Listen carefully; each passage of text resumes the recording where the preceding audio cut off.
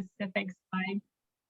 Sometimes it's great for just, you can either unmute and ask that or put that in the chat. And I know CCR&R will monitor the chat, so they'll let me know that there's a question. So sometimes it's hard to see all of that in my screen when I'm presenting. So here's my contact information, just so you have that. I'm available by phone or email, and I know I've actually I was looking in the list of who is on the call today, and I know there's a few of you that I've actually visited with either by phone or email, so please reach out if you have any questions. And also there's our website address is www.idph.iowa.gov, and then the /HCCI, and then that's where all of our information for our nurse consultants and for resources and things like that. So I just want to do a little plug right at the very beginning about the COVID vaccine. Maybe some of you already know, but we have a kind of a new website that's vaccinateiowa.gov, and that's been updated. They released that, I think, maybe it's been 2 months now. I know it's June, it goes so fast, but it's been updated, and there's some great information on the vaccination website. So I would just say encourage vaccination. I know our vaccination numbers, we have a national goal to kind of hit 70% for adults, at least have their first vaccine if they're doing a 2-part series by the July 4th weekend. It's a lofty goal. I know we're not quite there yet in our state, but I don't know, the reality is our numbers have decreased, and we know that a lot of that is due to vaccinations. That really has been helping to decrease our numbers of COVID cases, which I think we can all kind of breathe a little bit of a, oh, that's good. I know that has impacted a lot of programs, a lot of families. And so it's just nice to see that our numbers have decreased, but we know that that's really because of vaccination. It's really the important way for you to safeguard, kind of your staff and children. Children at this time are not able to be vaccinated, younger children in care. So they are, kind of a vulnerable population. And so it just, being protected can help to prevent the spread of COVID. There are some great frequently asked questions and resources on our vaccinateiowa.gov website. So you can go to that and search the know the facts, and you can get some information specifically. Also ask your healthcare provider if you have questions specifically. Everybody has different situations in terms of their medical condition, or a concern about vaccination possibly, and you can always reach out to your healthcare provider. But the Know the Facts is a great resource to start. And then also there are some great social media graphics, posters, just some great tools that if you're looking to kind of promote that within your facility, maybe post in your entryway, or send out something to your parents. That there's some great tools, and they're all free, and that's on the CDC website. So I've got the link there, for the CDC, and it's under the schools childcare vaccine toolkits. And like I said, great information. I have a little, just a picture of one of the posters in the corner there, but there's some great social media graphics also. So I just want to just real quick talk about our childcare guidance that was updated back in May. So I know I'm sure all of you have reviewed this, but I just wanted to quickly just talk a little bit, because we have had some questions, our local nurse consultants, as well as some even at the state level, I've had some questions regarding the guidance. So the childcare guidance document was updated May 14th, and that's on the DHS website, as well as IDPH's website, as well as CCR&R's website. So if you haven't seen it, go to any of our websites and you'll be able to find it. The most current one that is May 14th. And, we still are saying that, just to make sure that we are not having staff and children come into care when they're ill. And I think I'm just going to say that as a blanket right off the bat statement, because I just the other day had a phone call about, a positive case in an infant/toddler room where it affected multiple infants and then some staff. And it was because the child had been ill for probably about 2 weeks. But what I would say was probably mild illness, had some fever over the weekend, those kinds of situations. And the child would remain in care. And then, people were, the parents were assuming it was, maybe this was going on, and, had problems with, some medical things, thinking, oh, it must be just this. And so didn't seek care from the physician, and did not exclude the child. And so then, of course, the child was positive, and that affected a lot of families because of having that child in care that whole time. So just so we still are saying that. And I know that's challenging, but because we know that, children have illnesses, and we know that that's common in childcare, but we do want to just say, we shouldn't be having children or staff in care when they're ill. They really should be home. So there's been a lot of questions about face coverings or masks. And so, the child care guidance still says that unvaccinated individuals are encouraged to wear masks as appropriate. But that's really, we do not have a mask mandate no longer in our state. And even some of the counties, the local communities that had continued with their mask mandates, those have ended. So, but that doesn't say that we can't really, that we can still encourage that for those unvaccinated individuals. And that can be something that you can encourage at your own program. But the other side of that is that we, from the child care guidance, that we are asking that providers allow parents the opportunity to make their own decision around children wearing masks. And that's been a lot of, I know, questions about that. Why did our state decide to kind of go to that place in terms of saying that was a parent choice? And, I'm just going to say that this is just something that was decided between Department of Human Services and Department of Health, based on our numbers, based on the number of children that have actually been positive, which has been low, and also based on the mild symptoms for children. So, really allowing parents to make that decision and about mask usage for their child. We still say, if they say, well, I still want I'd like my child to wear a mask, which, they have that right. But if that child is younger than 2 years of age, they should not be wearing a mask in care. So we have had that question come up for those, younger toddlers, and we, that is not a best practice, and that is not a safe situation. And that is something that the CDC has been very clear about from the very beginning, as well as Iowa Department of Public Health and DHS. We do still say discouraging the sharing of items that are difficult to clean or disinfect. I think we've been doing such a great job, and when I say we, I mean you, really not me, it's you. You as providers have done an excellent job with keeping kids healthy and safe. And I think, just because our state has done such a great job with having those policies and practices in place for cleaning and disinfecting prior to even COVID. And so I think that has really shown to be one of our, really one of the strengths that we've had, is that we had a lot of great health policies in place prior to COVID. And so I think that has really helped. But we still get the question kind of about, the sharing of clothes or soft items, plush toys, things like that.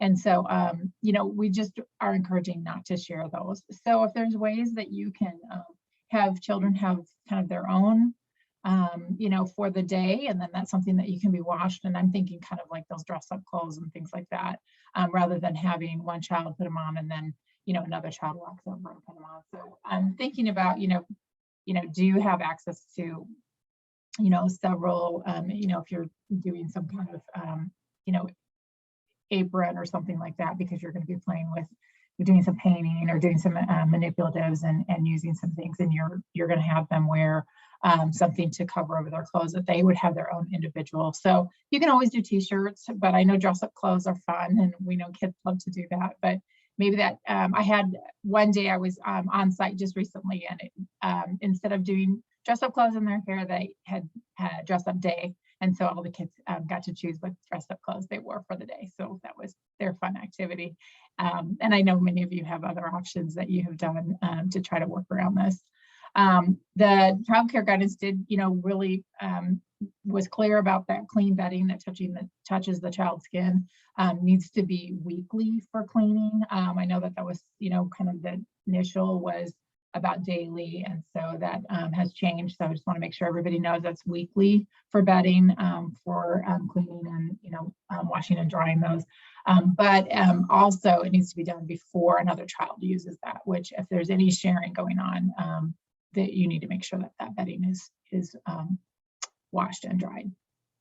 And then the childcare guidance, this was really a shift, but we have, the Healthy Childcare Iowa has always had a common childcare illnesses or child illnesses and exclusion criteria. So that's something that has been on a fact sheet that we've had on our website for a number of years. And the Department of Public Health said, since we have already been using that, let's go ahead and add COVID to that, because we think, this is something we know COVID's, we're still going to have some cases of COVID, for some time, and we just don't know when that will end. So just adding it onto that exclusion criteria handout was really nice to be able to just put that as one additional disease that was listed on there. And so I wanted to talk a little bit about that, as long as there's nothing in the chat related to this first slide. Oh, just a real quick question I saw from Stacy: with summer and hot temperatures, what's your recommendations for water play?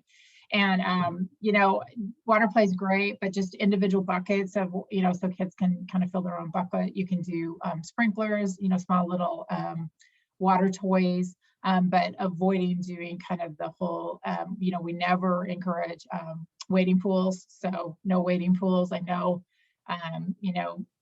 in a home setting, a family that wants to use a wading pool, we, completely, that's their choice. But in a group setting, we do know, and there's documented research nationally, but even in our state, we have had disease outbreak as a result of water, of wading pools.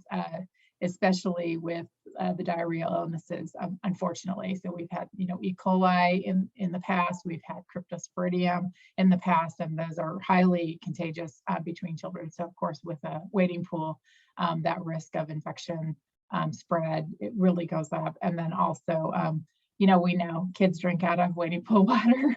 We know that kids, there's a risk for drowning with wading pools. So there's just, that's something that we say that you should not have a wading pool, even though I know it's hot. So small buckets, those water activity toys, these kinds of things are fun. Great question. I don't see anything else just yet, so I'll just keep going.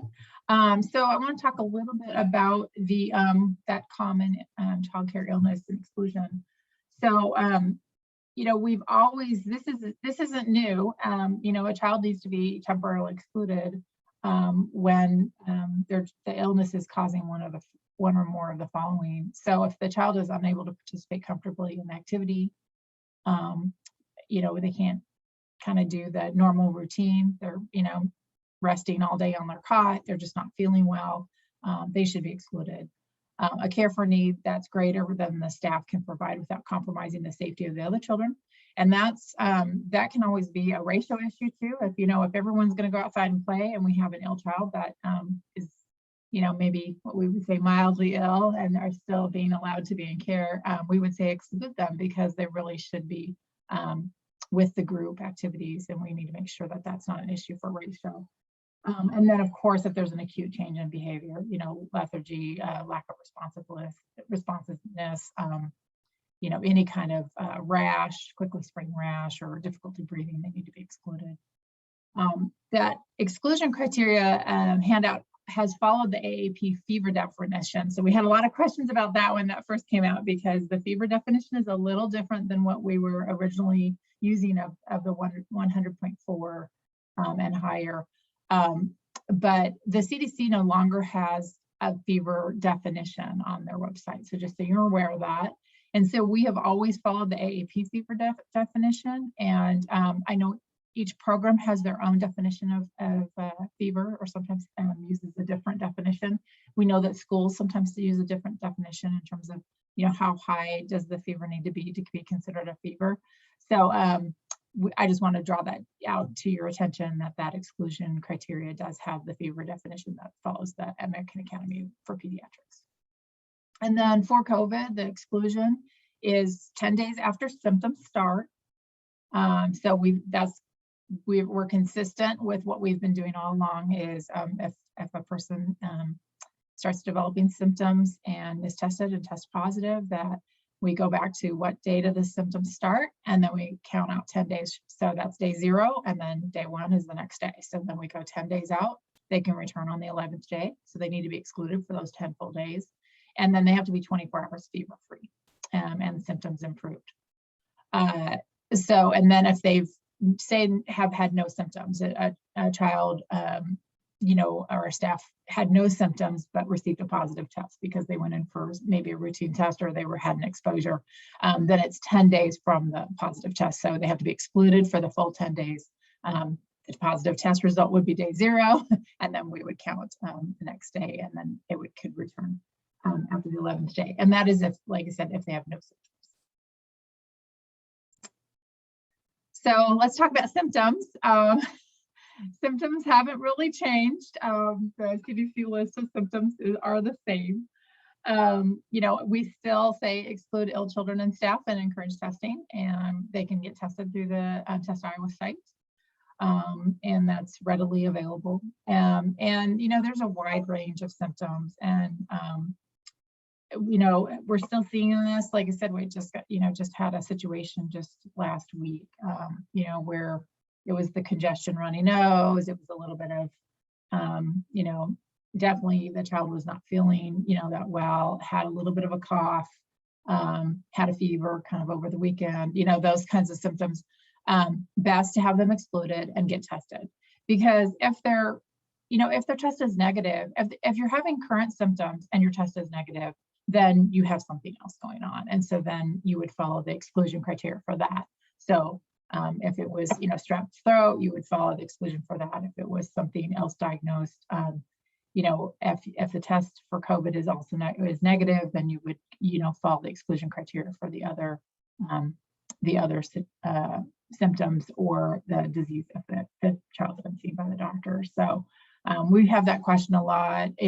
So say a child has signs and symptoms of an ear infection. So they've kind of got the runny nose, pulling on the ear, low grade temp, those kinds of symptoms, really common. If they go into the doctor, they should not only, if they have the diagnosis for the ear infection, then we at least have that diagnosis, but they need to be tested for COVID as well, to make sure that we can rule that out, because then they would return to care per the exclusion criteria for ear infection, which would be that once they're on antibiotics and their fever is resolved, they can return. So I don't know if that's helpful. Hopefully, I don't see any chats pop up, so I'm just going to keep going. There's some changes, with that quarantine guidance for vaccinated individuals.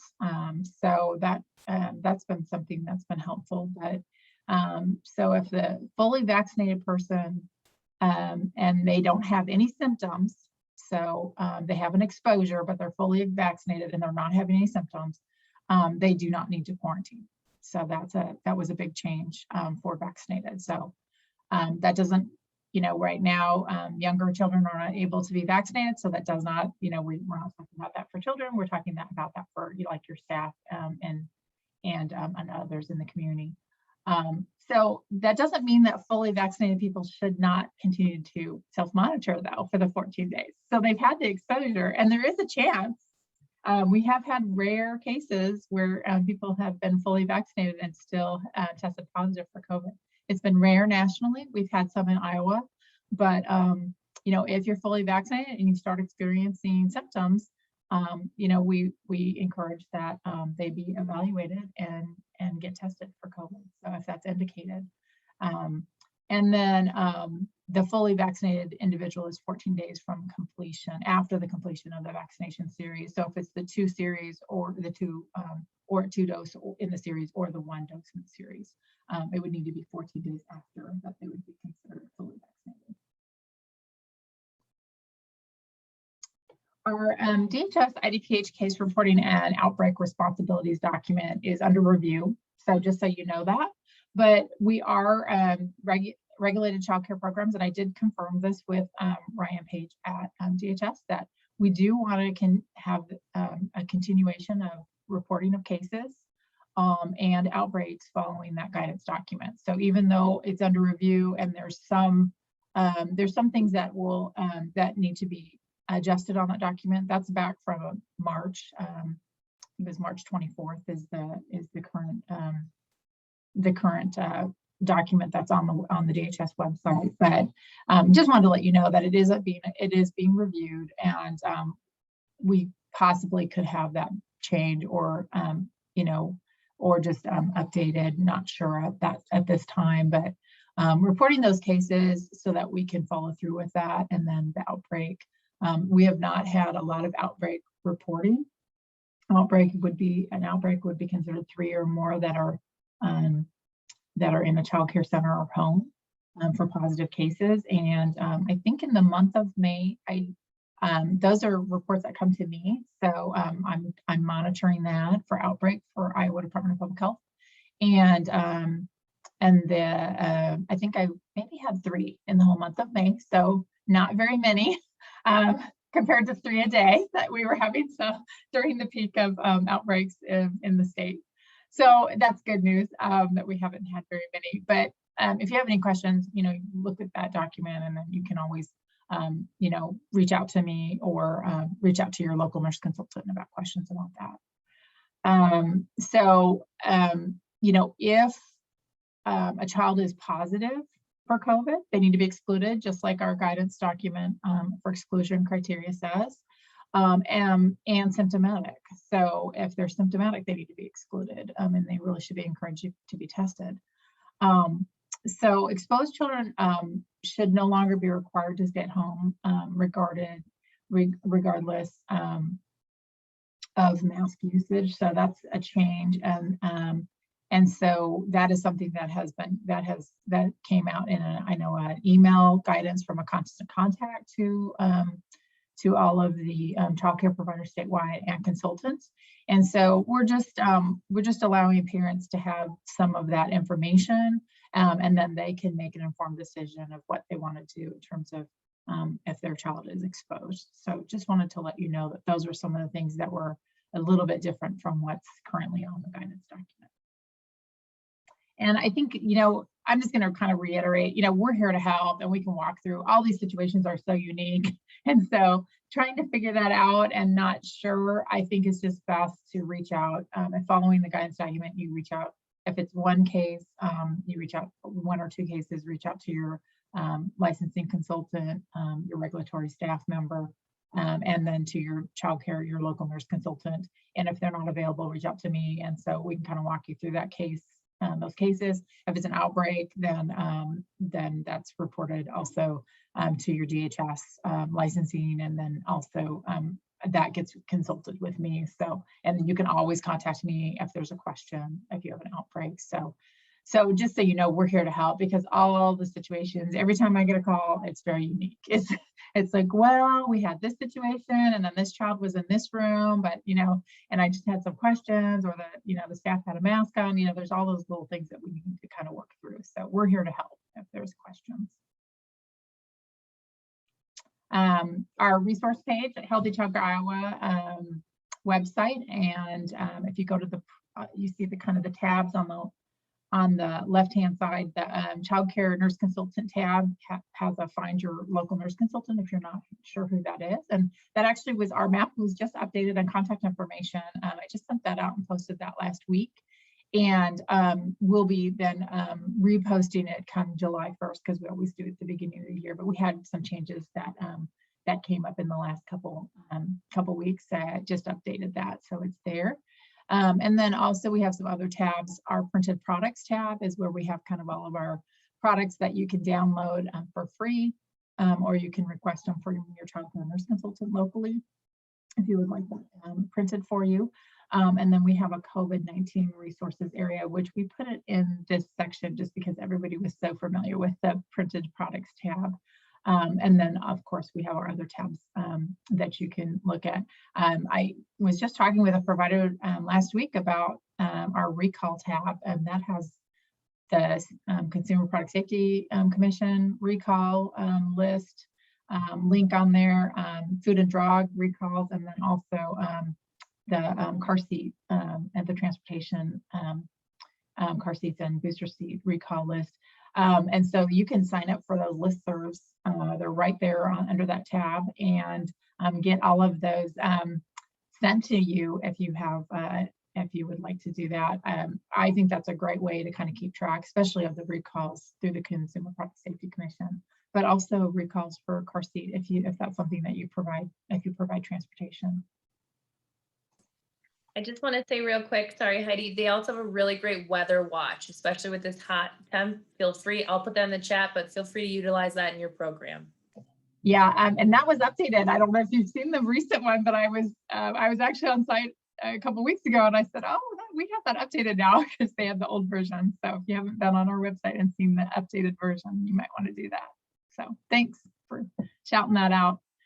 I don't see any chats related to kind of COVID stuff. So I'm going to just real quick talk about some questions that we've been getting about medication administration and skills competency, and kind of who should take this course. So I think I just wanted to visit a little bit about this with this class.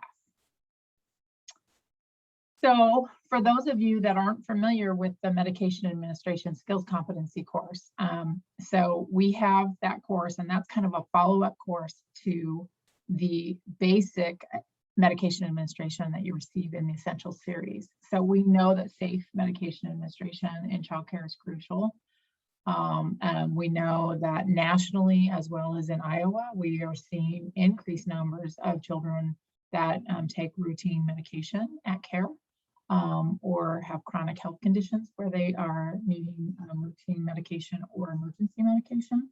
And so, you know, every staff person takes Essentials series, and part of that is that medication administration module, so that there's some basic information that they have, that all staff members have. But then the next step would be that childcare providers or staff that are responsible for actually administering the medication, research says should have additional training to ensure that they have the skills or the competency needed to actually provide those medications to children.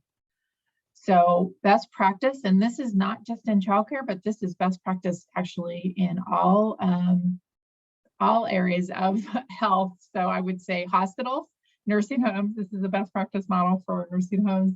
It's best practice model for group home settings, that having a limited number of trained staff is best practice, because less individuals that are involved in medication management for children and administering medications is actually better, because the more frequently you administer meds, you have less risk for med error. That's some research on that. So in a lot of settings, we have that best practice policy as limit the number of trained staff that actually administer the meds. So that training would be, then the next step would be medication administration skills competency. And this course, and then the skills test out, is actually worth 2 points in the quality rating system, but it is available. This is a training that's available for all programs that want to kind of take that next step. So just a few eligibility requirements for taking the skills competency course. Oops, sorry about that. So one thing is that participants need to be at least 18 years of age. And so that's been a question that I've actually had many times brought to me to my email, or even I had a phone call about that, was, you know, I have a younger staff who's not quite 18. Shouldn't they also be taking this class?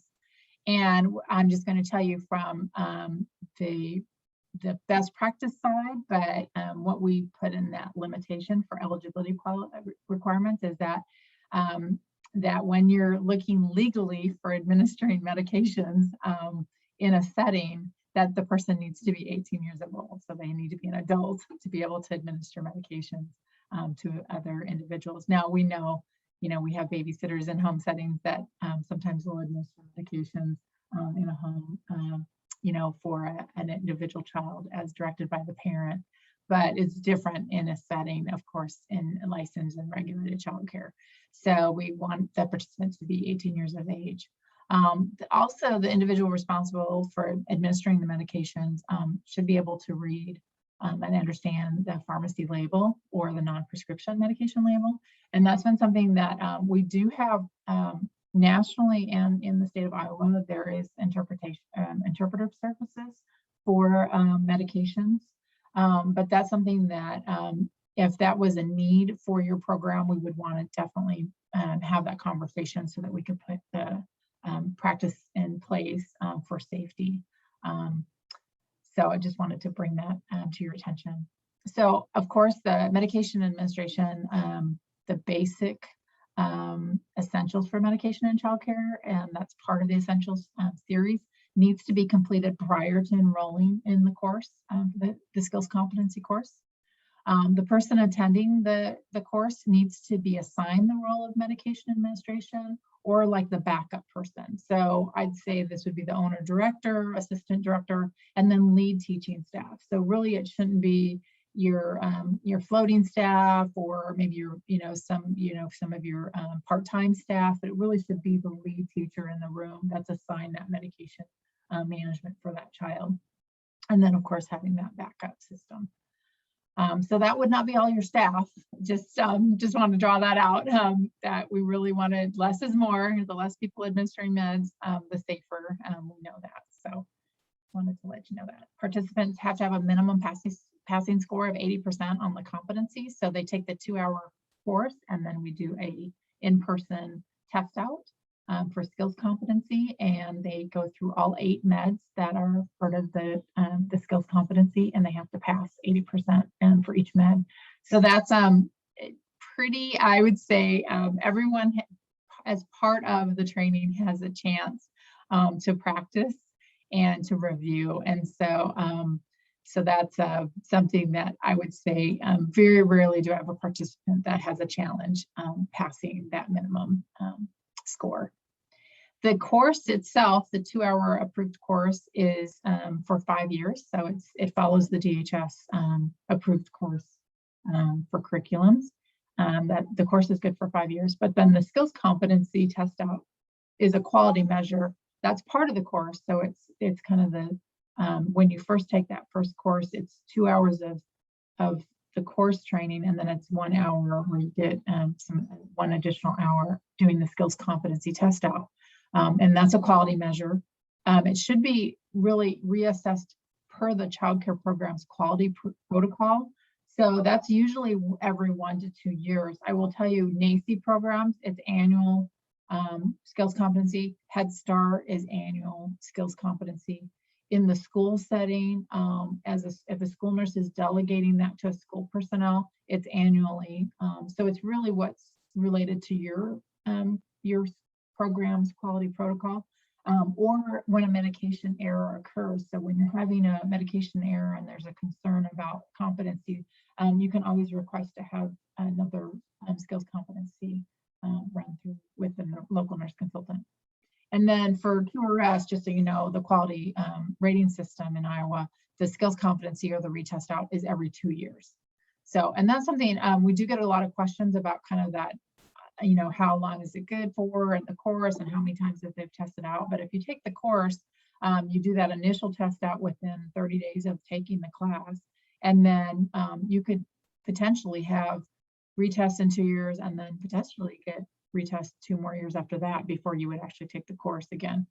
We're playing catch up right now. I'm just going to be honest with you, because we had limited ability to be in person during COVID. That put some challenges for our quality rating system program. And we had a QRS extension through the end of March. We also had the MedAdmin skills competency retest extension through the end of March. So April and May has been a lot of catch up by our local nurse consultants to get people back on track with their skills competency. So if you have, if you think about that and you're like, oh, I can't remember when I last took that skills competency, maybe look that up or reach out to your local nurse consultant and maybe we can get that figured out for when you would need that, that repeat or that retest of the skills competency done. And we can, we are back out in the field. All of our nurse consultants are back out in the field doing visits, so we can always make arrangements to do that in the safest way possible with your program.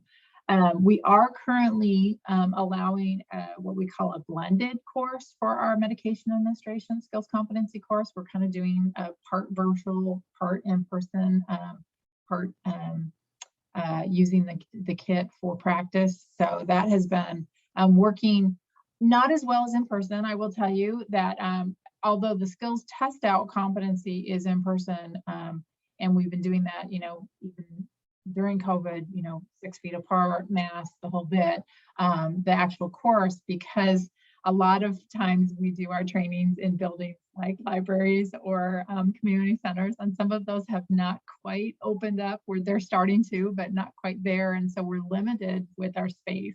So I know we have had some in person, but we did allow for virtual training until we have better access. Hopefully we're thinking, you know, this summer and fall we'll be back in doing in-person trainings is kind of what our hope is. And so, and doing more of that, but we are still doing virtual training with a blended course for MedAdmin. And then we have 6 other virtual trainings that we are doing as part of our Healthy Childcare Iowa group of trainings that we offer online. So just so everybody knows that we do have some virtual trainings available. Heidi, this is Jen Haddle. Yeah. Hey, I just wanted to kind of put a plug in here. We just had a virtual med admin last week and it was fantastic. I learned a lot from doing it and I've watched it several times and I think I learned something new every time. So it was very good. Just for anybody that's out there thinking, maybe I need to take this class or maybe I need to take it again if I've already taken it. Our trainings are going to be coming out towards the end of June. All of our trainings for the fall, which our fall starts July 1st, so summer into fall. All of our trainings will go live July 1st. So if you need a med admin or any of the other trainings that we offer, look for those to go live July 1st. Our training calendars with descriptions will be coming out towards the end of June. So be watching for that as well. And we do have several med admins that are scheduled throughout our region for the fall. So be watching for those. Thanks, Jen. Yeah, I heard that you guys had a great turnout for the blended course, and that's great to hear that July 1st you're going to do in person. So I know that's a challenge in the state. We're running through that in a few areas that some of our locations are not quite open yet, so they're running into that a little bit. But we're trying the best we can in terms of. I know a lot of actually centers. If you're a center and you have space available, I actually did I worked with I was precepting a new nurse consultant and we did a MedAdmin in person. We kept it small group. It was just a couple centers joined together in one space that was able to be distanced. And so we did that in person. So, but we're just trying to make it work for everybody right now until we can get back to our normal way of doing things. So thanks a lot, Jen. I just was looking here. I don't see any additional chats. So the last thing I was just going to show is just our map. Like I said, just our contacts have been updated. So you want to look at that on our website, and you can go to our Healthy Childcare Iowa website and click on the consultant and find a consultant, and you'll find information there if there's been any changes in your area.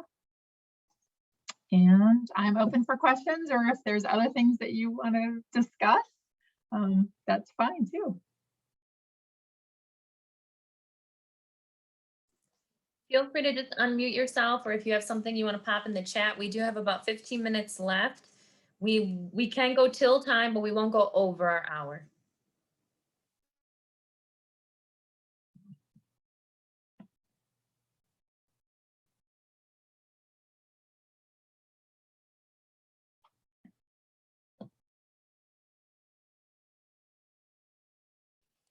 Heidi, I have a question for you. So when we're talking about our summer and leading into fall, when we talk about field trips or going out, is there any words of or pieces that childcare providers should be aware of still with the pandemic and arranging those, or anything you can speak to on that?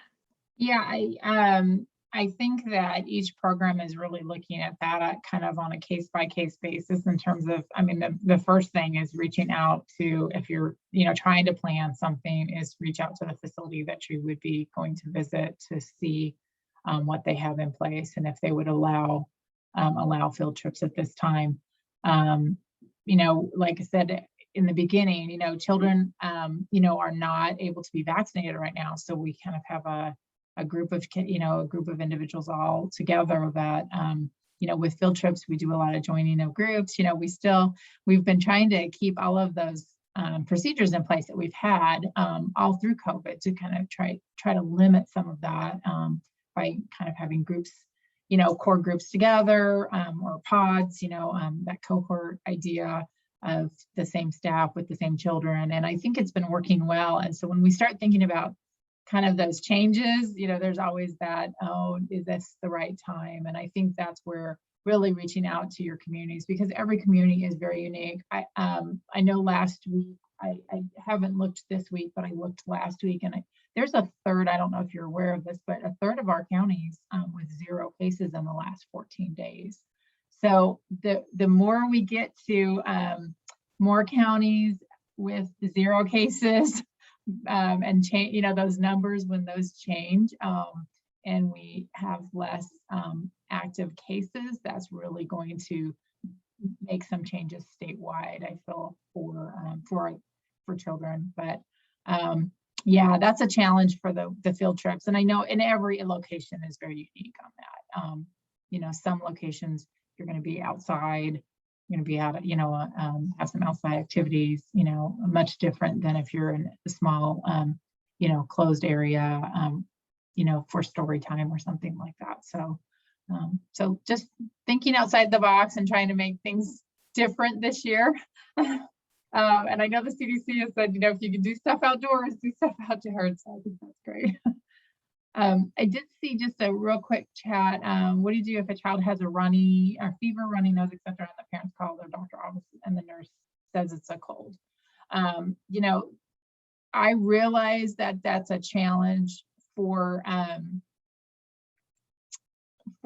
parents sometimes to,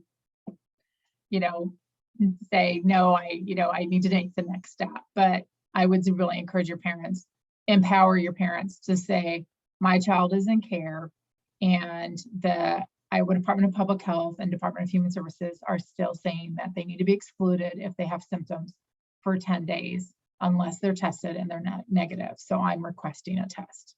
And if they refuse, and which I will tell you, that would surprise me if a provider would actually refuse that request from a parent. But if that happened, the Test Iowa site then would be the next step for that parent, because if they're wanting their child to get back into care sooner, having a test and having that test negative then allows them to return to care sooner than the 10 days being out the whole time for a COVID precaution. Hope that helps. And then there was another question about combining classrooms. So that's something, that is no longer, we really, that language changed in the guidance document from Department of Human Services and Department of Health in terms of, kind of those, we still say, keeping group sizes small is best practice, and really each individual program needs to evaluate how that works. But I do know that, depending on your area and what's going on locally, I know some programs have it, have bigger numbers. I know they've got some school age kids now where they're having to do some combined stuff. So I think it's just a case by case basis, and, reach out to your local nurse consultant if you're trying to figure out that, how best to do this. Because I think once you start combining, and we know that if one child is positive, it does affect a larger group. So that's one thing. And then also, you're going to have some parents that are going to want masks, their children to be wearing masks, and you're going to have some that aren't. So it's really that parent choice and allowing that. So, so there's a lot of factors that way. Great questions.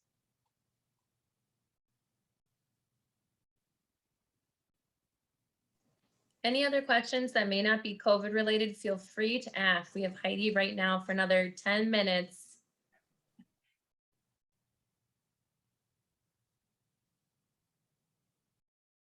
I think everybody's probably just happy to kind of feel like things are getting a little bit better. At least that's what I've been told. I feel that way, but I know think we're feeling it across. Yeah, We're feeling it across the board. I think is some here. So we're gonna just give it one more minute in case someone's typing up their question while we wait here. And in the meantime, Child Care Resource and Referral just wants to thank all of those who have attended today, as well as those who are viewing later. Thank you so much for your continued effort with our children and our families. You guys were the ones who stayed open. You kept us afloat, and our pandemic is not over yet. And so we understand, and we completely just want to give you our honor and thanks for what you do. Thank you so much, Heidi, for being with us today. I don't think we're going to get another question. So if you just want to say bye. Yeah, I don't either. So, but if anyone has a question, you think of something later, please just, reach out, just send me an email or give me a quick call. So I'm here to help, or call your local nurse consultant. I know, most of you, I'm sure, already work with your local nurse consultant, but if you haven't worked with them, reach out, just introduce yourself. So this is always great. I so appreciate you reaching out and asking me to be part of this today. So thank you. And thanks to all of you childcare providers for making our state look so great. So I appreciate it. Well said. Thank you so much, Heidi. Thank you, everyone. And I'll be sending out the recording, so you should see it shortly in your constant contact this week. Stay safe and have a good rest of your week.